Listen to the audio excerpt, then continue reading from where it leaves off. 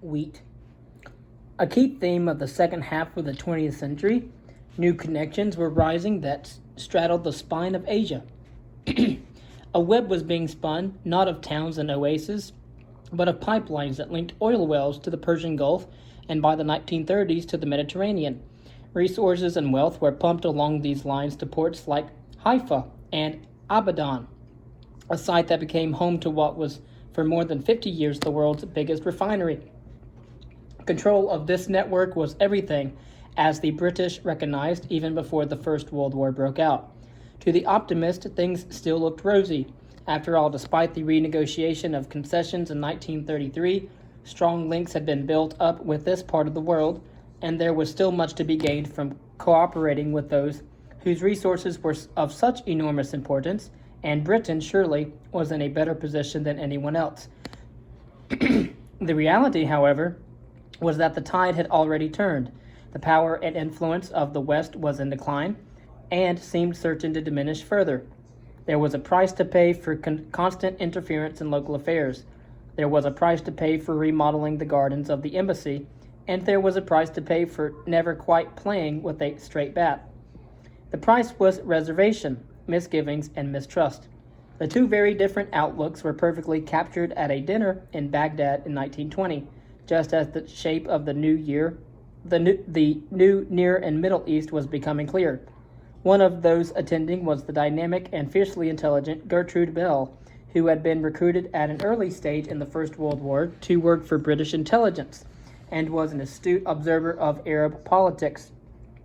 Rest assured, she told Jafar al-Askari, soon to be appointed Prime Minister of the new country of Iraq, that complete independence is what we, the British, ultimately wish to give. My lady, he replied, complete independence is never given, always taken.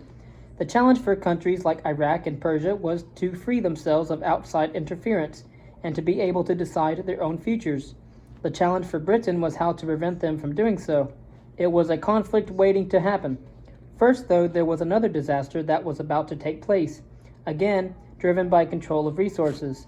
This time it was not oil, but wheat that lay at the heart of impending catastrophe. The British magazine Homes and Gardens has long prided itself on being at the cutting edge of interior design, mixing beautiful features with gorgeous real-life homes and gardens, expert advice, and practical information. The magazine declares in its recent marketing strapline is the ultimate source of decorating inspiration. Its November 1938 issue gushed with praise about a mountain bolt hole rich in alpine.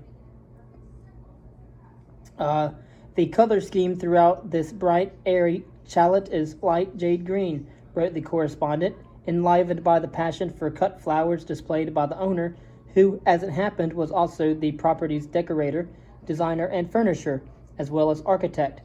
His watercolor sketches hung in the guest bedrooms alongside old engravings. The owner loved being surrounded by a range of brilliant foreigners, especially painters, musicians, and singers, and would often bring in local talent to play pieces by Mozart or Brahms for after-dinner entertainment.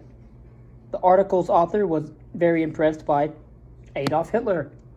9 months later, on the 21st of August, 1939, an eagerly awaited call came through to the telephone exchange, which Homes and Gardens reported was next to his modern office, and which allowed the Fuhrer to be in contact with his friends or ministers. During supper, a message was passed to Hitler. According to one who was present, he scanned it, stared into space for a moment, flushed deeply, then banged on the table so hard that the glasses rattled. He turned to his guests and said excitedly, I have them. He sat down to eat. No doubt, faced with the usual imposing array of vegetarian dishes, savory and rich, pleasing to the eye as well as to the palate. Admired by the Home and Garden journalist a year earlier, and prepared by Hitler's personal chef, Arthur Kennenberg, who often came out of the kitchen in the evenings to play his accordion. After the meal, Hitler called his dinner guests together and told them that the paper he was holding contained the text of a reply that he had been waiting for from Moscow. Stalin, the undisputed master of the Soviet Union, had agreed to sign a treaty of non-aggression with Germany. I hope, the teletype read, that this will bring about a decided turn for the better in relations between our two countries. 2 nights later, after the news had been announced, Hitler and his entourage stood on the terrace looking into the valley below.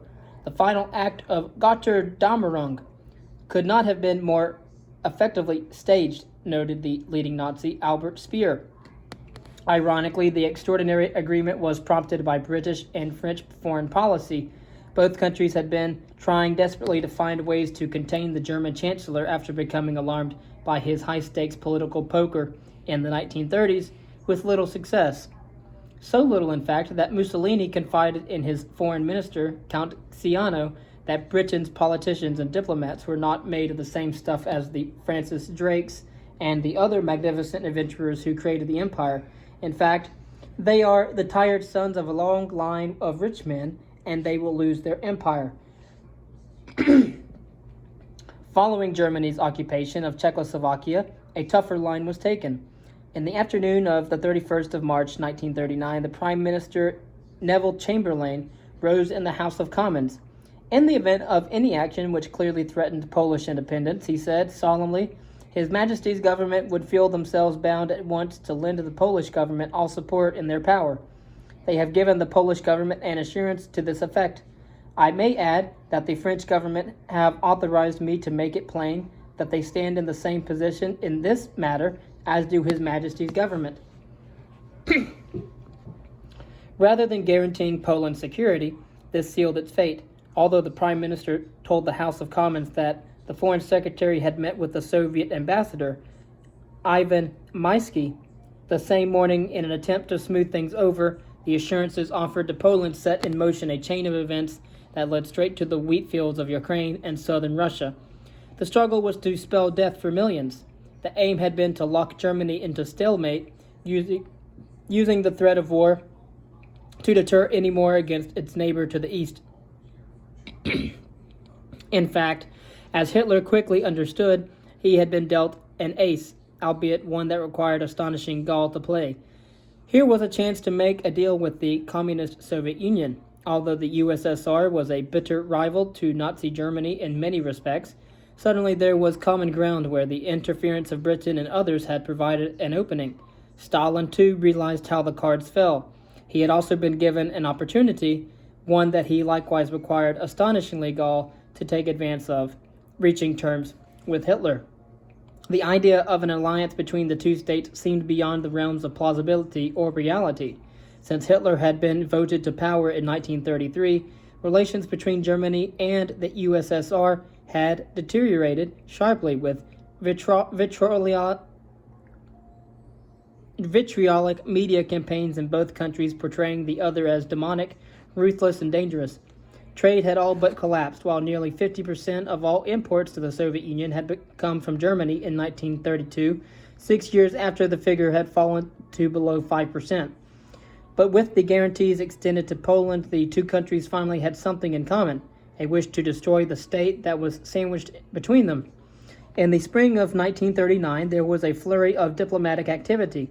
The Soviet chargé d'affaires in Berlin and the leading German expert on Eastern Europe met to set out grounds for improving relations and to look for areas of possible cooperation, including the resumption of trade. These talks accelerated quickly, taken forward in Moscow by discussions between the German ambassador and Vyacheslav Molotov, the new Commissar of Foreign Affairs, whose predecessor Maxim Litvinov had been dismissed because of his Jewish background, an obstacle when dealing with the anti-Semitic German regime. Litvinov, the eminent Jew, wrote Winston Churchill, the target of German antagonism, was flung aside like a broken tool, bundled off the world stage to obscurity, a pittance, and police supervision. By the summer, things had moved forward to the point that Joachim von Ribbentrop, the German foreign minister, who was able to send messages to Moscow that explained that just because National Socialism and Communism were very different, there was no reason for enmity between our two countries. If there was an appetite to discuss matters, he suggested, then further rapprochement was possible. At the heart of the matter was Poland.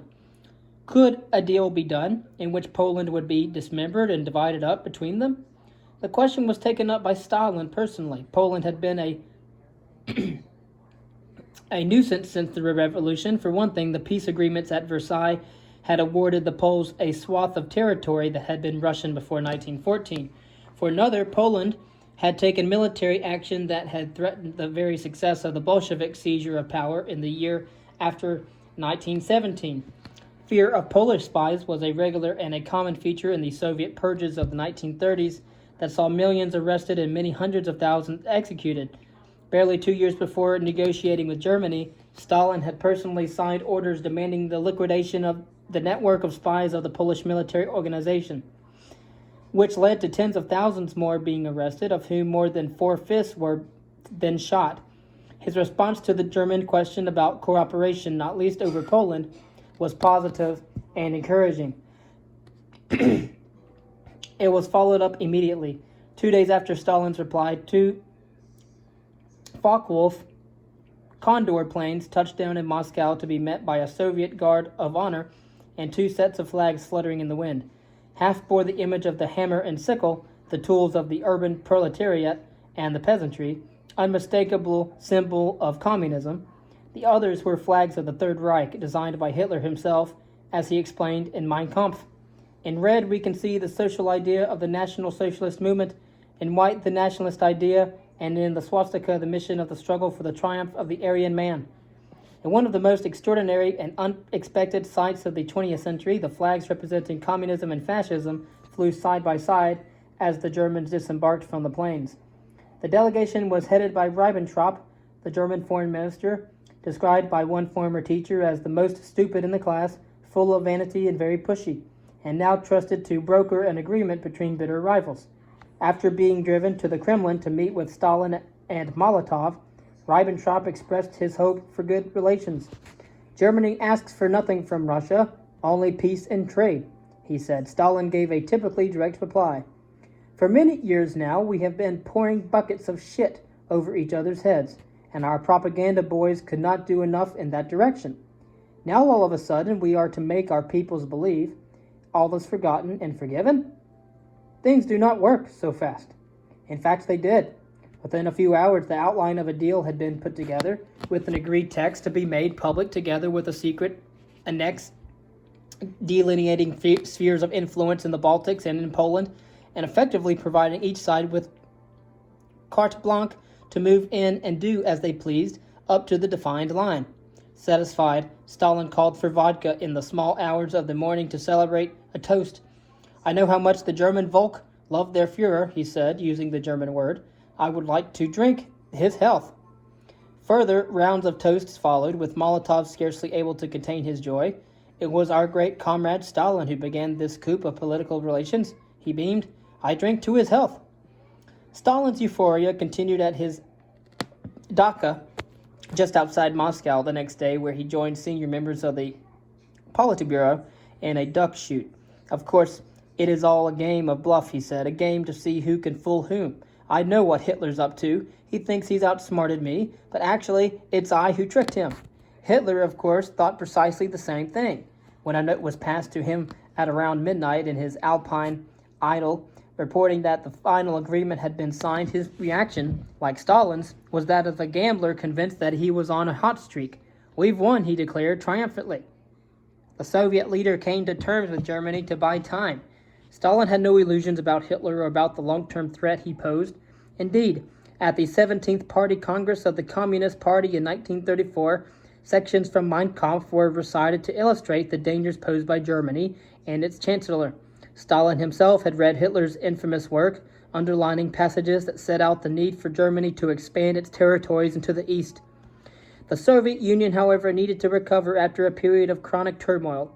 Catastrophic famine, the result of short-sighted and bloody-minded policy, had led to the deaths of millions from starvation and illness in the early 1930s. The suffering was horrific and on a colossal scale. One boy, who was 8 years old at the time, later recalled looking at a girl in his classroom in Kharkov who had put her head on her desk and closed her eyes during a lesson, seemingly fast asleep. In fact, she had died of starvation. They would bury her, he knew, just as they buried people yesterday and the day before yesterday and every day. In the years that followed, Soviet policy devoured itself. Seniority within the Communist Party offered no protection as Stalin moved in on his closest rivals and former colleagues. In a spectacular series of show trials held in Moscow, men who had become household names, not just in the Soviet Union but internationally, were sensationally accused of being counter-revolutionaries, tried and sentenced to death. Men like Grigory Zinoviev, Lev Kamenev, Nikolai Bukharin, and Karl Radek, heroes of the 1917 Bolshevik Revolution, were among many sent to their deaths, denounced in venomous language as fascist dogs, terrorists, degenerates, and vermin by the chief prosecutor, Andrei Vyshinsky. In a travesty of intellectual and cultural history, Vyshinsky was then honored for his poisonous attacks when the Institute of Government and Law of the Soviet Academy of Sciences was rechristened to bear his name. Attention then turned to the army. The high command was not so much decimated as annihilated, ravaged by a perverted and ruthless logic. It stood to reason that if junior officers were guilty of sedition, then their seniors were guilty either of complicity or of negligence. So one confession beaten from a broken man served to unleash cascades of arrests. The aim, one secret police officer later testified, was to prove the existence of a military conspiracy within the Red Army that implicated as many participants as possible. Of the 101 members of the supreme military leadership, all but 10 were arrested. Of the 91 detained, all but 9 were shot. These included 3 of the 5 marshals of the Soviet Union and 2 of its admirals, as well as the entire senior Air Force personnel, every head of every military district, and almost every divisional commander. The Red Army was brought to its knees. In the circumstances, Stalin needed breathing space to rebuild. The German approach was a godsend. Hitler, on the other hand, was playing for higher stakes. He was desperate to gain access to resources that were essential if Germany was to build a position of strength and power in the long term. The problem was that Germany was poorly located geographically to gain access to the Atlantic and to trade with the Americas, Africa, and Asia. Hitler therefore set his sights on the East. Behind his decisions to reconcile with the Soviet Union was the idea that this would give him access to his very own Silk Road. After the pact had been signed, therefore, Hitler summoned his generals to his Alpine chalet so that he could address them on what had been agreed and what he planned. Leaning on the grand piano, he talked at length about himself. The German people were lucky to have him, he declared, a man in whom they had total confidence. But now, he went on, it was time to seize the moment. We have nothing to lose, he said to his senior officers. Germany can survive for only a few years in its current economic condition. We have no other choice, he told the generals. An alliance with the Soviet Union would not only allow the recovery of lands taken away by the Treaty of Versailles, it would guarantee Germany's future. Everything hinged on Germany's success, and it was vital to remember this at all times. Close your hearts to pity. Act brutally. 80 million people must obtain what is their right. Their existence must be made secure. He was talking about the invasion of Poland, but also about the new dawn that would result from the rapprochement with the Soviet Union.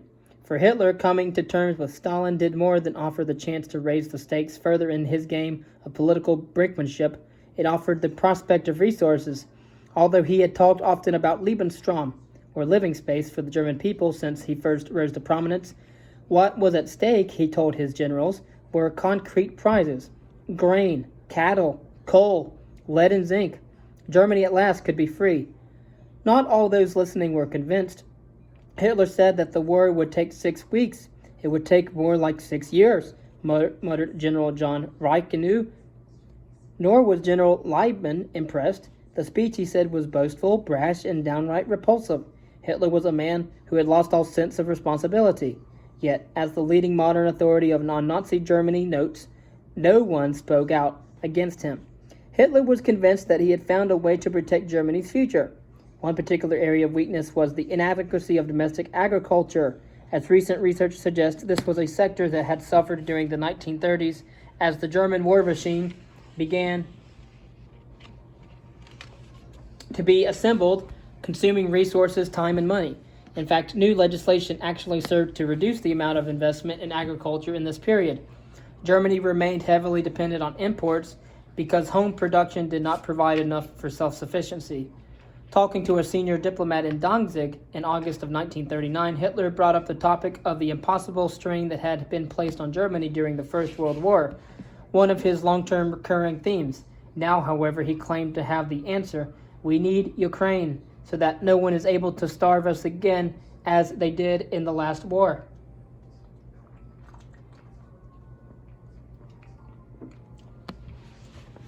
Ukraine, or rather the fruits of its rich, fertile soil, was delivered to him with the signing of the Non-Aggression Pact in 1939. The month that followed Ribbentrop's visit to the Russian capital saw Nazi and Soviet officials shuttling back and forth between Moscow and Berlin. The Germans were confident that the opening could be translated into an agreement, especially with regard to all territorial problems from the Black to the Baltic Seas, as Ribbentrop told Molotov in August of 1939. More delicate discussions centered on trade terms and above all on volumes and prices for Soviet wheat, oil, and other materials needed to sustain Germany's invasion of Poland and its aftermath. Stalin was fueling Hitler's war. The alliance gave Hitler the confidence and the promise of resources that enabled him to attack Poland, safe in the knowledge that his position in the East would be secure following his agreement with Stalin. I can guarantee on my word of honor that the Soviet Union will not betray its partner, said the Russian leader when the agreement was signed. As one of the more astute senior officers realized, though, agreeing to dismantle Poland made Germany more vulnerable, not less by dragging the Soviet frontier dramatically westwards. It would be better, noted Franz Halder, to remain on good terms with Russia and focus on the British positions in the Middle East and the Mediterranean. On the first day of September 1939, barely a week after the historic agreement, German troops poured over the frontier, scything their way through Polish defenses. Alongside the seizure of territory as the advance closed on Warsaw was the aim of decapitating the Polish elite. As Hitler saw it, only a nation whose upper levels are destroyed can be pushed into the ranks of slavery. As such, officers and leading figures were targeted by those who knew what they were looking for. 15 of the 25 commanders of the squads instructed to seek out and annihilate the upper levels of society had doctorates, mostly in law or philosophy. The realignment of Germany and the Soviet Union and the attack on Poland caught Britain and France cold. Although war was declared, neither country provided such much meaningful military or logistical support to the Poles. The Royal Air Force did undertake some limited bombing operations, but by far the most common payloads carried by aircraft that flew over German territory were not incendiary devices, but leaflets whose aims were rather hopeful, if not downright naive. There is good reason to believe that the German authorities feared the effect of our propaganda, read the minutes of the very first item on the cabinet meeting agenda in early September 1939. The fact that our aircraft are able to fly with impunity all over the northwest of Germany was bound to have a depressing effect on the morale of the German people. Dropping more leaflets in the future might be very effective. It was agreed. In the meantime, panicked appraisals flooded back to London from India and Central Asia, for the agreement signed by Molotov and Ribbentrop did not just provide a channel of essential supplies for Germany and pave the way for war in Europe. The minister in Kabul, Sir Kerr Fraser Tytler, warned that there was much speculation locally about whether Berlin would provide military support in the event of a Soviet invasion of Afghanistan. These concerns were shared by the India Office, where the Secretary of State released an alarmist document for the War Cabinet in London that painted a near-hopeless picture of Indian defenses, especially its anti-aircraft resources, which apparently amounted to nothing more than a single battery consisting of 8 3-inch guns. Although London was skeptical about the danger in Central Asia in the immediate short term, it was recognized that Germany's alliance with the Soviet Union did pose a threat to British interests in the East. By the spring of 1940, careful consideration was being given to what seemed to be an inevitable showdown. As a report to the War Cabinet by the Chiefs of Staff entitled The Military Implications on Hostilities with Russia in 1940 explained, it was unlikely that the Soviet government would lose any time in taking action against India and Afghanistan, a development that would create the maximum diversion of Allied strength. As another report set out with chilling lucidity, there were a great many ways in which German cooperation with Moscow could be deeply detrimental to the Allies Britain's oil interests in Iran and Iraq were potentially vulnerable and might be lost, and worse, could pass to the enemy. There was substance to those concerns. The Germans had been highly active across the Middle East and Central Asia in the 1930s, with Lufthansa establishing an extensive network of commercial flights across the region, and companies like Siemens and the TOT in Iraq organization making serious inroads into the industrial sectors. Also in Iraq, Iran, and Afghanistan. Innumerable roads and bridges had been designed by German engineers and built on their construction, supervised by German technicians. Telecommunication infrastructure had been installed by companies like Telefunken, who found their expertise in great demand. These ties led to Germany being seen positively across the whole region, something that was enhanced by perceptions of Hitler in the Islamic world as a leader who was decisive and stood up for what he believed in. The message was reinforced by the nest of agents controlled by the Abwehr German military intelligence, who had been actively building contacts and gathering support across the region between the eastern Mediterranean and the Himalayas. Indeed, by January of 1940, there were active discussions within the German High Command about how the Soviets should be encouraged to intervene in Central Asia and India. Plans were circulated by General Jodl, one of the Wehrmacht's most respected senior officers, regarding a joint Germano-Soviet push into the Middle East. This would require relatively little effort, but would at the same time create a trouble spot threatening to England. A separate, audacious plan to restore to the Afghan throne King Amanullah, who had taken up residence in Berlin after being deposed, was likewise carefully developed. Then there were the efforts to foment troubles in strategically sensitive regions. The Fakir of Ipi, a 1930s version of Osama bin Laden, an ascetic preacher, mystical but bloodthirsty, religiously conservative yet socially revolutionary, was identified as a perfect partner to destabilize the northwest frontier and divert British attention and resources. One problem was finding him. He was highly elusive and had given the British the slip countless of times. Another was to find him unobtrusively. One mission ended in disaster when two German agents whom the Abwehr thought would be less conspicuous if disguised as leprosy experts were killed and wounded in an ambush set by the Afghan army. When contact was finally made with him, the Fakir's demands in return for help against the British bordered on the absurd. German bridge building elsewhere across the region had been no less energetic. Many in Iran and Iraq were taken with Hitler's dynamism and his rhetoric. There was a natural overlap, for example, between the deep anti-Semitism of the Nazi regime and that of some leading Islamic scholars. The Grand Mufti of Jerusalem, Muhammad al-Husayni, had welcomed the rise of a man he later referred to as Al-Hajj Muhammad Hitler. The German leader's anti-Semitic views were grist to the mill of a man happy to call for the death of Jews, whom he referred to as scum and germs. Admiration for Germany across the region went much further. Some scholars have pointed out the similarities between the ideology that Hitler imposed on Germany in the 1930s and a similar program adopted in Persia of purification of the Persian language and customs, and a conscious effort to hark back, as the Nazis did, to a semi-mythical golden age. Indeed, the decision to change the name of Persia formally to Iran was supposedly the result of Tehran's diplomats in Berlin impressing on the Shah the importance of the idea of Aryanism and the shared etymological and pseudo-historical heritage that Iran's new identity would easily reference. The foundation of the Renaissance Party in Iraq likewise owed much to the Nazi propaganda and to the idea of rebirth. And then there was the telling exchange between Hitler and the envoy of the Saudi king. We view the Arabs with the warmest sympathy for three reasons, Hitler told the envoy in 1939. First, we do not pursue any territorial aspirations in Arab lands. Second, we have the same enemies. And third, we both fight against the Jews. I will not rest until the very last of them has left Germany. Not surprisingly, therefore, one plan after another was developed in London and Paris to try to contain the Germans and the Soviets. The chief of the French General Staff, Claude Gamelin, asked for plans to be drawn up to build a stronghold, ideally in the Balkans, that could put pressure on Germany from the rear if need be. The idea was taken seriously, endorsed by the French Prime Minister